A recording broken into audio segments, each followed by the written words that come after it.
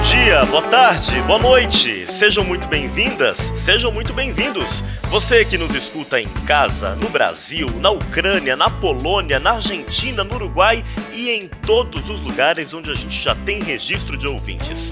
Este é o Diversitalk, o podcast da consultoria Mais Diversidade. A cada edição, nós vamos conversar com uma pessoa de destaque na agenda de diversidade e inclusão, sempre trazendo novidades e atualizações. Devido ao contexto de isolamento social e preservando a nossa saúde e também a dos nossos entrevistados, este episódio é gravado à distância, cada um na sua casa. Eu sou o Ricardo Salles. E eu sou o João Torres. E a nossa convidada de hoje é a Nina Silva, fundadora do movimento Black Money, com iniciativas para educação, empreendedorismo e inclusão financeira da população negra. A Nina tem mais de 20 anos de experiência como executiva de TI e foi considerada uma das mulheres mais poderosas do Brasil pela revista Forbes e também uma das 100 personalidades afrodescendentes mais influentes pela Most Influential People of Africa Descendant, parceira da Organização das Nações Unidas, da ONU. Nina, obrigado por estar conosco nesse bate-papo tão inspirador e conta um pouquinho pra gente e pros nossos ouvintes sobre a sua trajetória e como que iniciou a sua relação com o mercado de tecnologia. Olá, muito obrigada pela lisonja de estar com vocês. A Mais Diversidade é uma parceira querida e faz um trabalho incrível na área de diversidade e inclusão, então fico muito feliz de estar mais uma vez com o Ricardo e o João.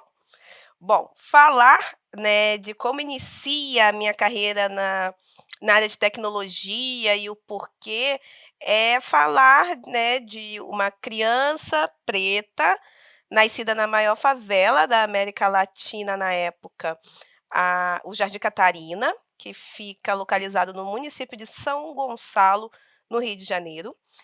E uma criança plural, uma criança que desde pequena tinha um amor muito grande pelas letras e também um amor muito grande pelos números, uma altivez de comunicação e integração muito forte, mas uma não inserção ou não pertencimento aos espaços em que acabava adentrando, né. Eu sou filha de seu Antônio Carlos, de Dona Marise, né, filha de quilombolas e tenho aí um histórico de ter estudado em escolas particulares com bolsa de estudo, o que provocou digamos, a vantagem social muito distinta de outras pessoas da minha família, né. Então eu e a minha irmã somos a primeira e eu acho a única geração que até hoje, frequentou uma universidade, concluiu o terceiro grau e se especializou, né. Então a gente vê que somos a exclusão, né, que acaba legitimizando a exceção, né, a gente acaba sendo a exceção dessa exclusão tão presente, que não é só na sociedade brasileira como todo, mas também muito aparente na minha família, né. Nina, você usou uma palavra aí, desculpa te Sim. interromper, que você usou uma palavra tão rica, você falou em altivez. Altivez pra mim é uma palavra que bem te define. Você é muito altiva, né? Você é muito firme, muito poderosa na maneira de se colocar, na maneira de se comunicar. E eu queria entender um pouquinho mais dessa tua infância lá em São Gonçalo.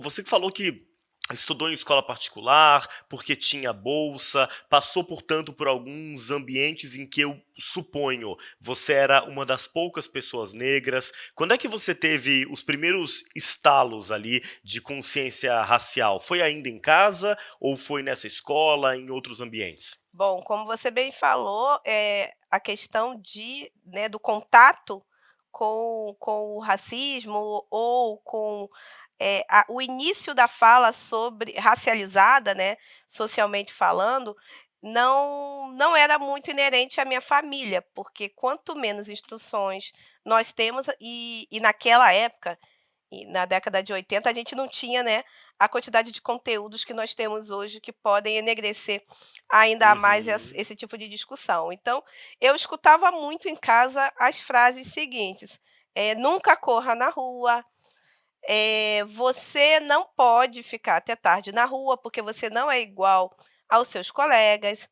E essa fala ela, para mim, quando criança, era munida de controle, mas para os meus pais era uma fala munida de defesa, né? Por eu ser uma Uhum. criança preta em meio aos meus coleguinhas que eram crianças brancas, mesmo dentro de uma periferia. Então você imagina só, você está em estado de favelização, todos ali estão numa pseudo mesma condição social, econômica, mas o atravessamento de raça, ele é o que vai ditar qual é a criança que realmente vai estar ali na mira da polícia, por exemplo. Então, isso não era explícito na fala dos meus pais, mas era explícito nos meus colegas de infância, na escola que eu estudei, porque haviam falas como: ah, coitada dela, né, é porque ela é a única que é assim, é por isso que botam ela na frente. As mães, eu lembro muito das mães, racializando, muito a questão da minha atuação e da minha genialidade. Eu era uma criança de muita entrega e de uma Uhum. pluralidade muito grande. Então eu era campeã fui campeã de matemática nacionalmente, falando de um grupo escolar. Eu era campeã na área de literatura, eu era chefe do handball, então elas não conseguiam entender como que uma criança que é preta, que já não deveria nem estar ali, nem é filha da servente ou nem é filha de alguma professora ali, por que que essa criança preta ali está? E pior, ela ali está, em papel de destaque, em papel, sempre sendo celebrada, sendo premiada. Então, a fala racializada vinha desses ambientes que eram ambientes onde já se falava, já se premiava e já se demonstrava mérito, né, porque o âmbito escolar ele também nos leva para esse tipo de esfera, uma esfera de concorrência, uma esfera de quem tira a nota mais alta, Uhum. de quem tem um destaque específico num personagem do teatro, da escolinha. Então, a fala era muito do tipo: ela é diferente, né, e coitada dela, então colocam ela em primeiro lugar sempre, porque ela é assim. E essa foram essas frases que começaram a despertar em mim, olhar para o lado e falar: "Bom, a diferença que tem aqui ou é porque eu sou muito inteligente, ou é porque, eu sou preta", né. Mas como na minha família todo mundo é negro, e todo mundo realmente é negro de pele retinta, nunca houve uma exploração sobre o tema, né, nem explorar o tema do colorismo, ou do tema do tornar-se negro, né, como a Neuza Santos bem colocava no livro. Então não houve essa necessidade, é aquela coisa automática, você nasce preto, você já se entende como preto, você vê mãe, pai pretos, irmã preta mais velha, você já é inserida na questão do entendimento da sua identidade no automático. Mas nos ambientes embranquecidos, que já desde a infância eram ambientes que ditavam quem no um futuro poderia estar em ambientes de poder, nesses ambientes, já era bem definido: você é preta, você é diferente, você não deveria estar aqui, você está aqui por conta de um assistencialismo, ou por conta de uma caridade do outro e da outra. Quando você fala do ambiente embranquecido, eu fico pensando, por exemplo, no mercado de tecnologia, Nina. Você é uma executiva com muitos anos, 2 décadas aí de experiência no mercado de tecnologia, que ainda hoje é um mercado dominado, sobretudo, por homens brancos, heterossexuais, sem deficiência. Você, como uma mulher negra, quais foram as principais dificuldades que você encontrou para construir a sua carreira? Bom, inicialmente, o que chamam hoje os nomes bonitos de mentoria, coach, etcétera, os espelhos, né, o role model, nada disso era disseminado como é disseminado hoje. E quando a gente olha para o homem branco cis, ele normalmente ele já tem aquele espelho refletido dentro de casa, que é o seu pai, homem branco cis. né. E quando é quase o automático do que a gente chama hoje de networking, NetWeavan, né, porque aí é o tio que vai encaminhar esse homem branco para o mercado de trabalho, é o amigo de escola ou de faculdade do pai que vai dar a primeira vaga de trainee para esse rapaz.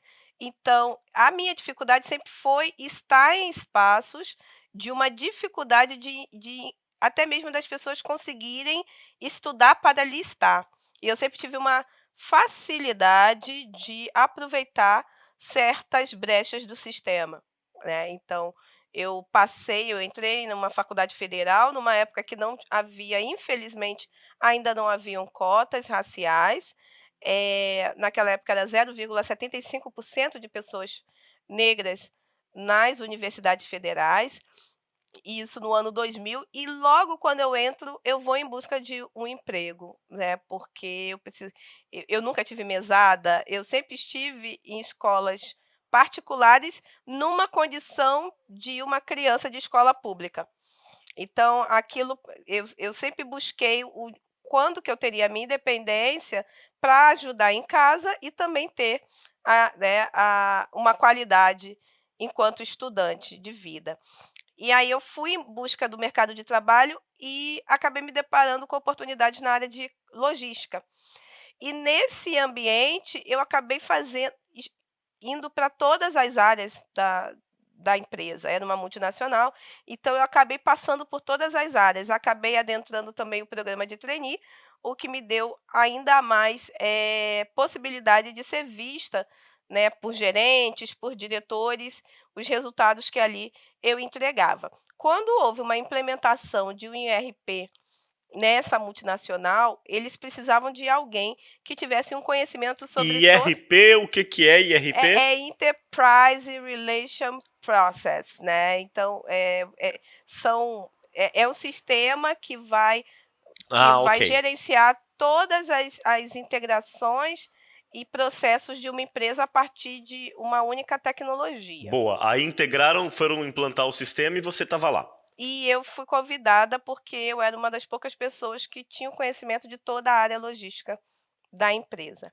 E aí, durante um ano, eu fui estudar, sem alguém pagar, por isso eu ficava, depois do horário, olhando o sistema, futucando o sistema. Até que no final de um ano, eu fui contratada já como consultora júnior, porque eu tinha entregue mais de 600 pessoas treinadas nesse sistema, Uau. sem uma única formação, formal, né. Então, quando eu sou empregada como consultora júnior, aí eu entro para a área de tecnologia já em consultorias multinacionais. E essas eu tive a possibilidade de ter feito inglês e espanhol, então eu já tinha um né, a questão de 2 línguas estrangeiras, o que facilitou eu entrar para projetos internacionais. Então eu fui em busca de uma certificação, essa certificação desse sistema é uma certificação alemã, e ela é recebida, né, ela é muito bem-vinda no mundo inteiro. Então eu acabei tirando certificações nesse sistema, e quando chegava o meu currículo, a minha matrícula de certificada, e não chegava a minha foto, né.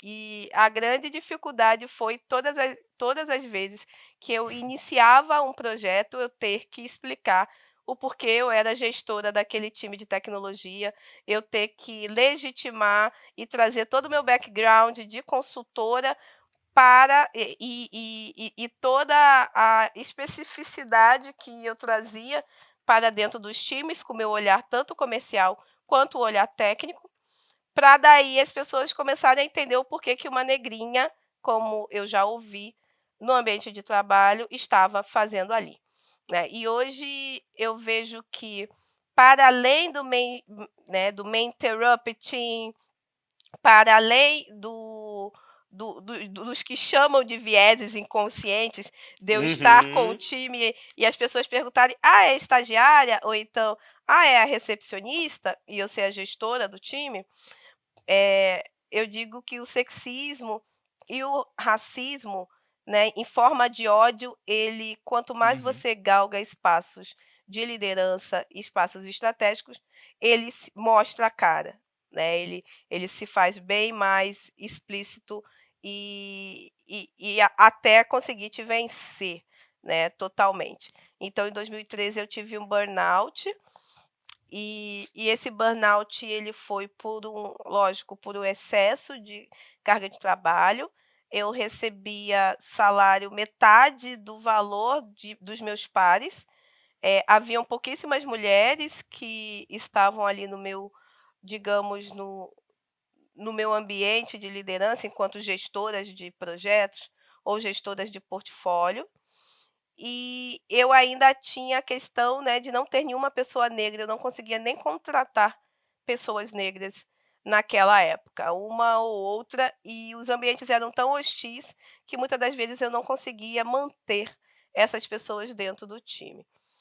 E daí eu tive o que chamam hoje de burnout, naquela época a gente nem sabia nomear direito, né, Sim. desde a questão de não conseguir mais ir para aquele ambiente de chorar todos os dias antes de ir para o trabalho, até paralisar, de eu não mais conseguir ir até o escritório, e me desliguei no telefone mesmo da empresa e fui morar nos Estados Unidos, achando que a tecnologia nunca foi para mim, que realmente eu nunca teria pares e nunca teria o reconhecimento merecido.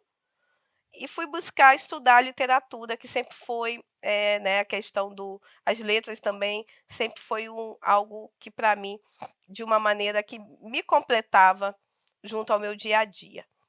E aí nessa busca, indo morar em Nova York, eu fiz alguns cursos de férias na Universidade de Nova York, na NYU, e eu pude morar em Bed-Stuy, que é o bairro do Everybody Hates Chris.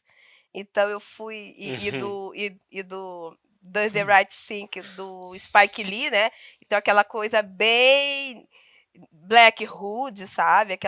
Aquela sensação do tipo, eu estou junto aos meus irmãos negros e Um negras senso de comunidade e de pertencimento, eu imagino, comunidade e né? pertencimento.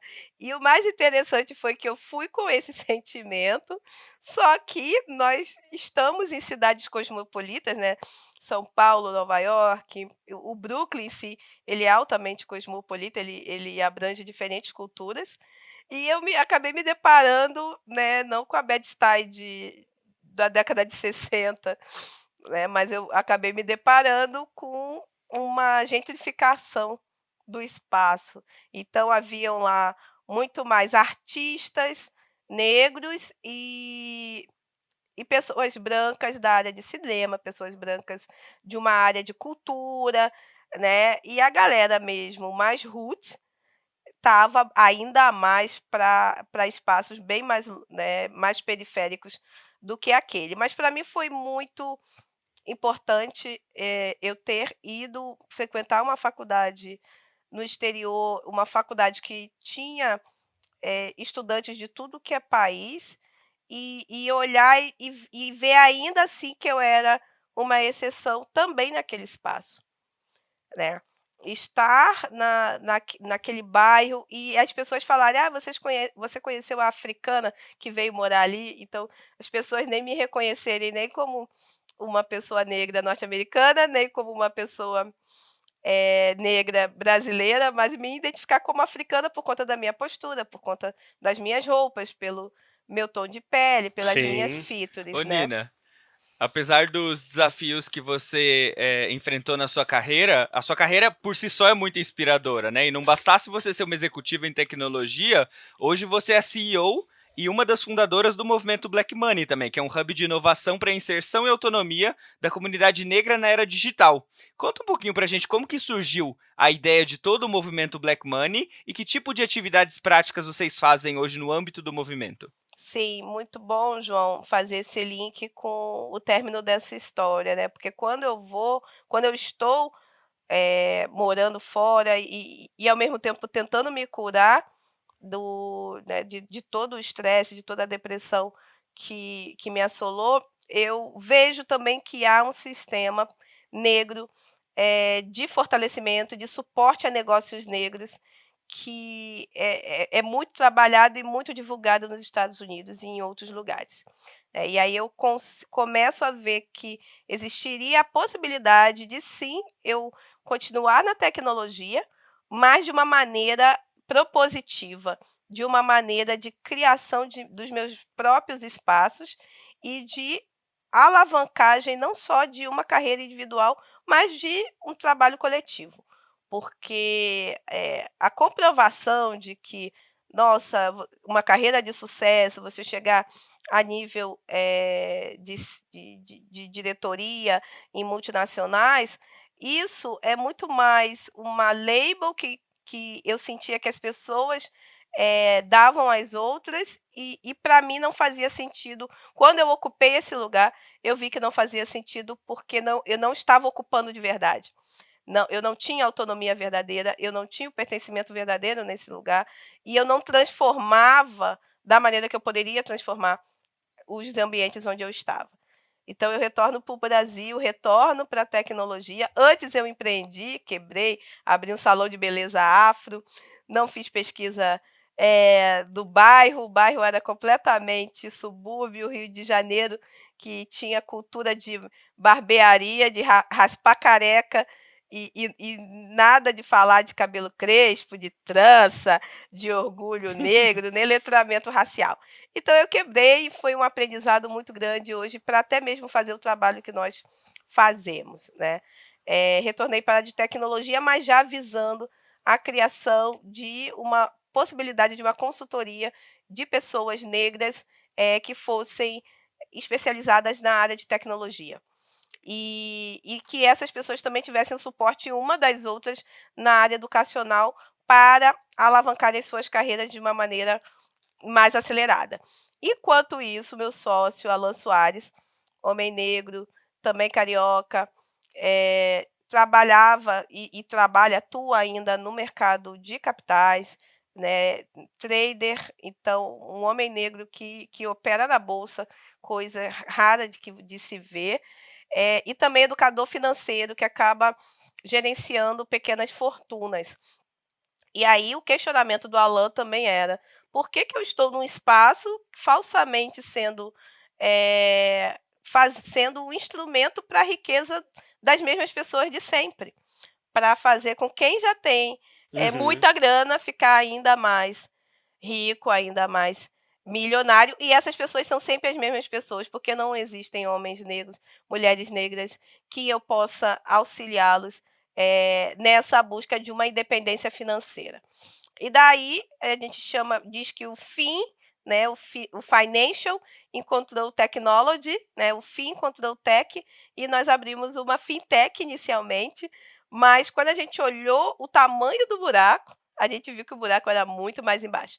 Não era só falar de serviços financeiros acessíveis para a comunidade negra, não era só falar de oportunidades na área de tecnologia para profissionais negros, era falar de um letramento identitário, do entendimento enquanto um só povo, para uma alavancagem e um fortalecimento como um todo, né. E aí quando a gente funda o movimento Black Money em 2017, a gente funda como um hub, porque eram tantas iniciativas que a gente precisa, se olhar enquanto ecossistema.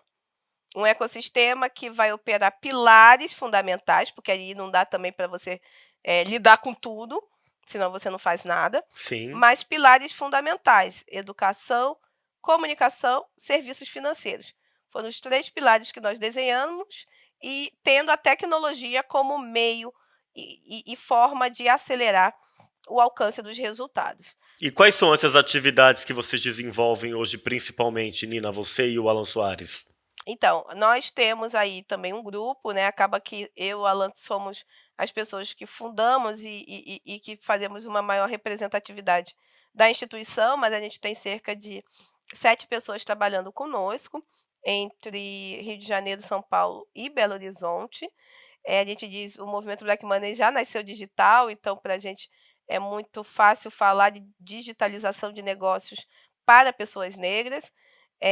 Nós trabalhamos essa autonomia, falar de Black Money não só fazer a prática do Black Money, que é você girar e provocar novas formas de manter o capital dentro da comunidade negra por mais tempo, trazendo empregabilidade, trazendo fôlego e maior fluxo de caixa para empreendimentos negros, trazendo possibilidade de abertura de novas formas e meios de capital e meios de produção para a comunidade negra. Quando a gente fala dos serviços e produtos de maneira prática, nós temos no âmbito da comunicação todas as nossas redes, onde nós oferecemos todo o conteúdo digital, tanto de e-books, quanto textos em blog, quanto a parte das palestras e eventos que agora estão mais congelados por conta da pandemia, até o diálogo da comunicação com educação, que são os nossos cursos. Né? Nós temos cursos na área de programação básica para pessoas não desenvolvedoras, marketing digital / vendarket e também modelagem de negócios com design thinking, pensando em dar possibilidades e oportunidades para os nossos próprios empreendimentos, mas, ao mesmo tempo, também levando educação formal e acelerada para profissionais negros que queiram hackear o sistema e adentrar o mundo da tecnologia. E o nosso terceiro braço, né, e acaba que no da educação a gente também tem escolas digitais que são nossas parceiras, que a gente consegue oferecer cursos gratuitos de maior duração. Já no braço de serviços financeiros, no nosso último pilar, nós hoje temos o serviço de POS, né, o produto, a maquininha, que é a Pretinha. Então, a Pretinha ela está em mais de 10 cidades do país, subsidiada, sem custo, sem mensalidade, para o empreendimento negro. Maquininha para receber o valor da venda ali, cartão de crédito e débito, né? Para passar o cartão. E recebe as principais bandeiras, tudo igual às outras unidades né, e sistemas de pagamento, instituições de pagamentos que tem por aí. A diferença é que as nossas taxas realmente são taxas subsidiadas para o nano e microempreendedor. Porque o que acontece na guerra das maquininhas é que o que sai da propaganda são condições favoráveis para quem tem um maior volume de transação, quem tem um maior volume de faturamento. Quem é nano e microempreendedor não consegue ter acesso às melhores condições no mercado tradicional. Né? Tem pesquisas que comprovam, não só nesse âmbito, mas no âmbito de crédito, de microcrédito, empreendimentos negros têm o crédito 3 vezes mais negado em instituições financeiras do que empreendimentos de pessoas não negras. Né? Isso são dados da Small Business Administration. Sim, a gente teve a oportunidade aqui, Nina, de gravar um episódio com a Adriana da Feira Preta e ela trouxe para nós alguns desses dados. Eu convido a quem está nos escutando agora voltar uns 3 episódios aí. A gente tem um episódio sobre empreendedorismo negro e a Adriana contextualizou algumas dessas informações que a Nina agora está complementando. Nina, nesse momento que a gente está conversando agora, a gente está em plena pandemia. No dia em que a gente grava esse episódio do podcast, o Brasil está se aproximando aí da triste marca de 70 mil mortes pela Covid-19. A gente sabe, inclusive, que hoje essas mortes estão concentradas sobretudo nas periferias e entre as populações negras, né, pessoas pretas e pardas. Nesse contexto tão desafiador, a gente sabe também que muita gente teve que se reinventar, utilizando a tecnologia a seu favor, por exemplo. Em meio a tanta dor, a tanta dificuldade, surgiram também oportunidades em meio a essa pandemia, quando a gente pensa na junção de negócios e tecnologia? Com certeza, Rick. Você trouxe um dado essencial, pessoas negras, para a gente entender que as desigualdades sociais no Brasil, elas possuem um fundo, e bem fundo, né, uma base racializada. Então, se nós não atacarmos as desigualdades raciais, dificilmente superaremos desigualdades sociais em todos os âmbitos, até quando se fala de transfobia, né, vocês sabem muito bem. em relação aos números de morte de mulheres pretas trans, comparado ao número de mortes de mulheres trans no geral. Então, sempre quando a gente fala de população preta, a gente leva sempre a régua para baixo, infelizmente. E com o Covid-19 não é diferente. Nós temos aí 32% a mais de chances, uma vez contaminados, de letalidade do que pessoas não negras. Né? E isso porque estamos nos serviços essenciais de maneira em subempregos. Né? Então, estamos no balcão das farmácias, nos caixas de supermercados, na segurança dos hospitais, no primeiro atendimento nos hospitais. Estamos também nas portarias dos prédios, né? Somos domésticas como Mirtes, mãe de Miguel, que se não fosse uma mulher preta não teria perdido seu filho lá em Recife.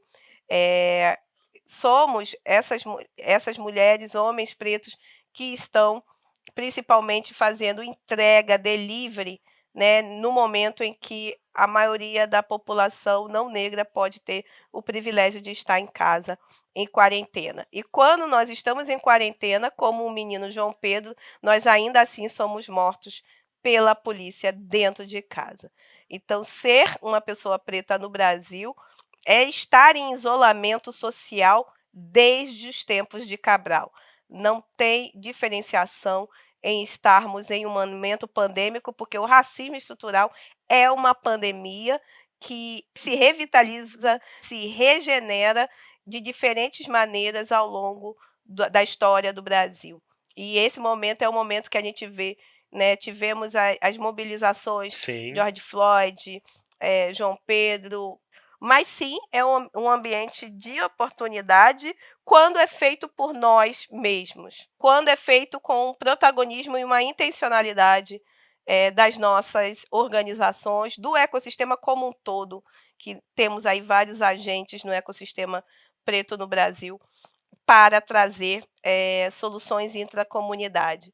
Então, no mercado Black Money, né, no movimento Black Money, nós lançamos o mercado Black Money em março, bem no início da pandemia, que é um marketplace para pessoas negras venderem produtos e serviços na internet sem mensalidade, sem custo. Então, nós temos hoje 250 lojistas cadastrados com 3 meses de operação. Nós temos 250 pessoas vendendo pela internet. Provavelmente essas pessoas ainda estão com suas lojas fechadas, com os seus sistemas tradicionais, canais de vendas tradicionais interrompidos por conta do Covid-19.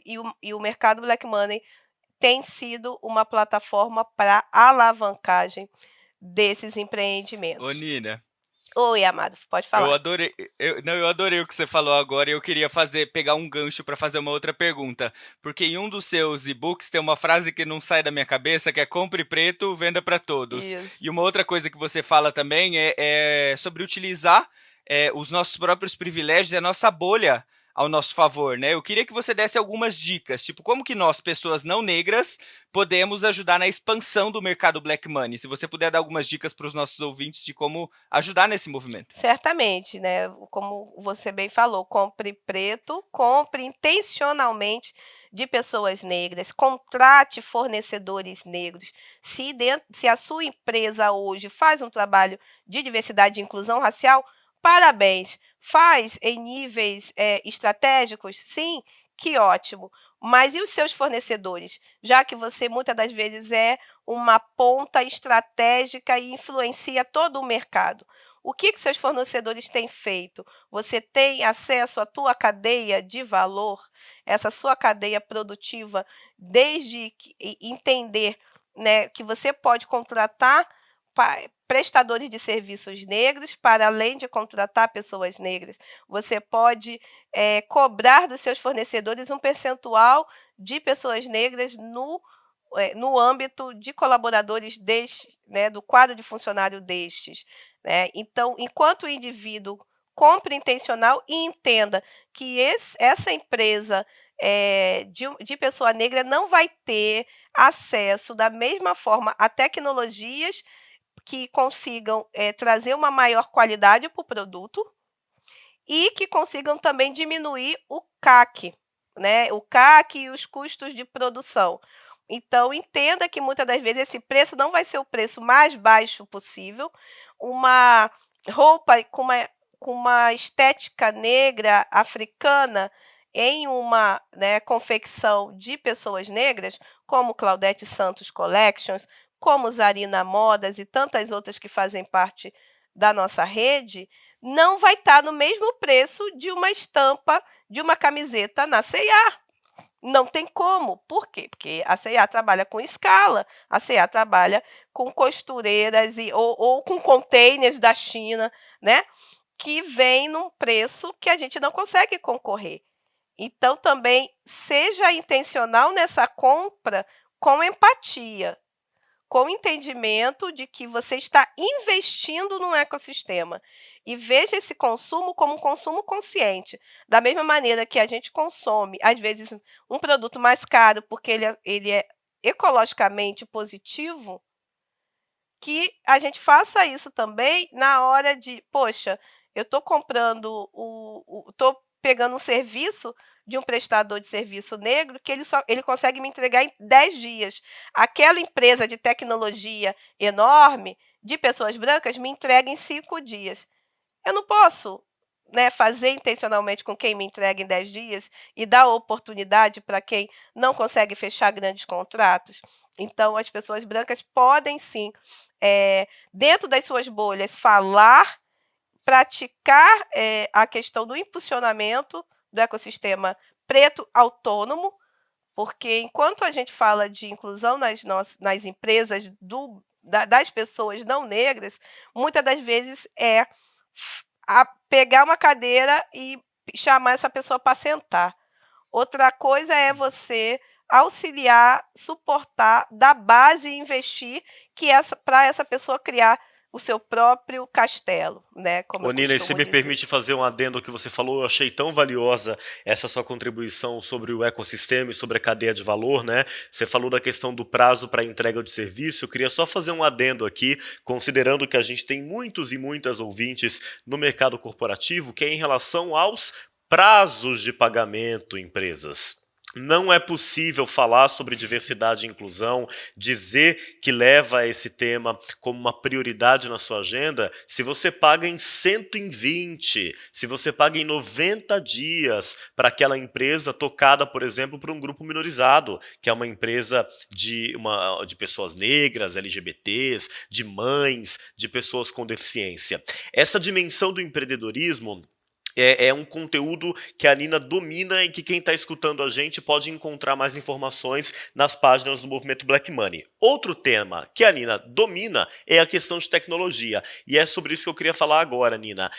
Num mercado em recessão, em crise, uma das poucas áreas que tem contratado é tecnologia. A gente tem dados aí que falam sobre a quantidade imensa de vagas abertas no mercado e vagas que devem surgir nos próximos anos. Como falamos, de novo, ainda segue sendo um mercado majoritariamente masculino, cisgênero, branco, heterossexual, sem deficiência. Que conselho você daria, que recomendações para pessoas, sobretudo, embora não exclusivamente, pessoas negras que queiram trilhar uma trajetória no mercado de tecnologia? Sim, foco, né. Eu costumo dizer que a gente precisa entender que na internet nós vamos encontrar sim oportunidades de conteúdos, que podem sim dar uma base inicial para pessoas que queiram pivotar a carreira ou que estão buscando realmente ingressar no mercado de trabalho já pela área de tecnologia. Tenham foco no que vocês buscam, porque tem muito material e muitas das vezes esse material ele vai falar mais do mesmo e não vai garantir que você consiga chegar a comunidades de tecnologia. Então, procure por essas comunidades de uma maneira tal, meetups, nós temos no momento tem acontecido meetups online, né, como que vocês vão atrás de revistas especializadas como o MIT, né, que eu mesma sou colunista do MIT Sloan Review, né, busquem sim apoio em eventos, né, de pessoas que vocês sabem que têm uma trajetória na área e não simplesmente começaram a falar sobre isso ontem e não têm experiência comprovada.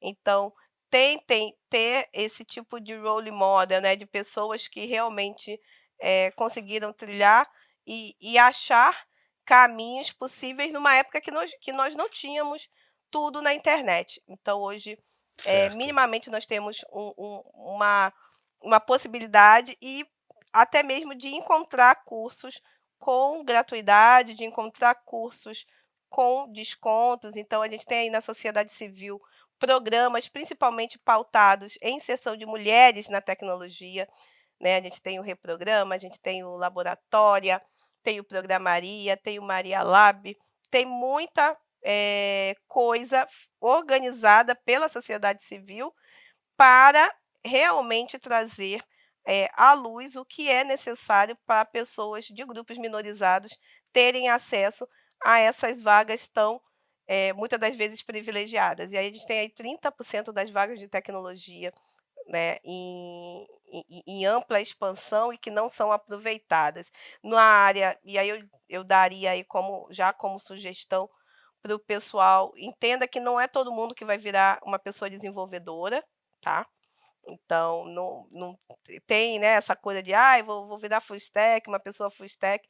Não é todo mundo que precisa e que irá programar, porque programar também dá para se automatizar a programação, então se corre-se um risco aí dessa automação futuramente. Se concentre sobre o seu talento e como que o seu talento ele pode ser ajustado e pode ser potencializado a partir de tecnologias exponenciais. Então, eu tenho um talento de comunicação, né, eu posso ir atrás de ser uma pessoa que trabalha com jornalismo para podcast. Eu sempre amei a área de contabilidade, eu me formei em contabilidade, não sei aonde eu vou, onde eu estarei nesse mundo tecnológico? Então, nós temos as low techs, né, nós temos uma legislação aí batendo na nossa porta de lei proteção geral de dados. Os dados, são os novos são as novas molas propulsoras da sociedade que ditam para onde nós iremos. Então, esses dados eles precisam ser higienizados, eles precisam ser trabalhados, gerenciados, eles precisam ser armazenados e protegidos. Então, esteja dentro da sua área, de trabalho atual, pensando em como ingressar com métodos tecnológicos para que a sua profissão ela não se torne obsoleta, pelo contrário, seja um diferencial, uma inovação de mercado. Total. Nina, você é uma especialista em tantos assuntos, empreendedorismo, inovação, transformação digital, e tem uma pergunta que eu amo perguntar para as pessoas que eu conheço. Qual que foi a maior lição que você aprendeu com a vida e que você poderia dividir com quem está nos escutando? A minha maior lição é que você não tem escolha sobre ter um legado, você vai sempre ter um legado, mesmo sem pensar nele. Né, tudo que você fizer em vida é um semear de algo, mesmo que esse algo e aí a sua escolha é se esse algo ele vai impactar só a ti mesmo ou se vai impactar positivamente a vida de outras pessoas. Então, a minha lição Lindo. foi pensar sobre a minha carreira desse legado individual não ser algo apenas para uma ser mais um troféu na estante da minha mãe, e sim ser a busca do ouro, da prosperidade de todo um povo. Então, Lindo, lindo. para mim, é essa uma missão. É uma missão que você vivencia, Nina. Para quem convive com você, sabe que isso é verdade. Você vivencia esse legado. Para a gente finalizar, minha querida, na sua opinião, o que pode ser feito para a gente ter cada dia mais diversidade nas organizações? O que pode ser feito é as pessoas, pararem de odiar as diferenças, pararem de ditar poder a partir de comparação uma com as outras, né. A gente só tem grupos minorizados de acesso, porque em algum momento um olhou para o outro e falou: "Você é diferente nisso, então eu vou tirar proveito para um ganho em relação a isso".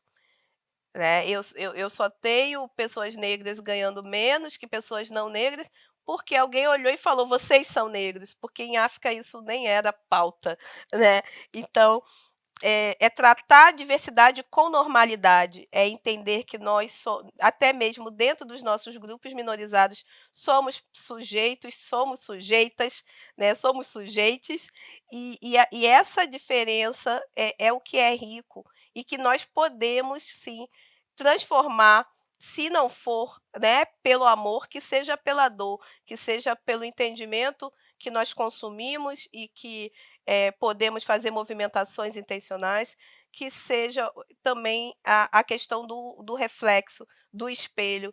Então, que as organizações estejam cada vez mais com menos ódio e com um amor intencional para que a normalidade ela se faça para todas as pessoas. Lindo, Nina. Muito obrigado. A gente sai daqui certamente muito inspirado. Muito obrigado por sua presença. Eu que agradeço, vocês são ótimos sempre e as portas do movimento Black Money estão abertas sempre por mais diversidade.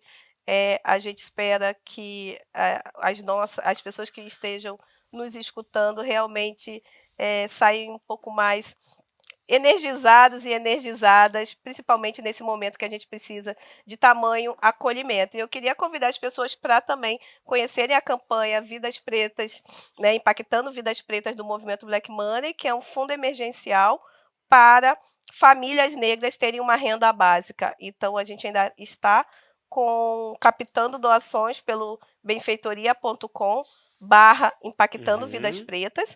E também podem saber mais sobre tanto doação para essa campanha, quanto articulação nas nossas redes, no nosso site, movimentoblackmoney.com.br. Sigam a Nina também, Nina Silva Perfil no Instagram, no LinkedIn e em todas as redes. Obrigada pela oportunidade.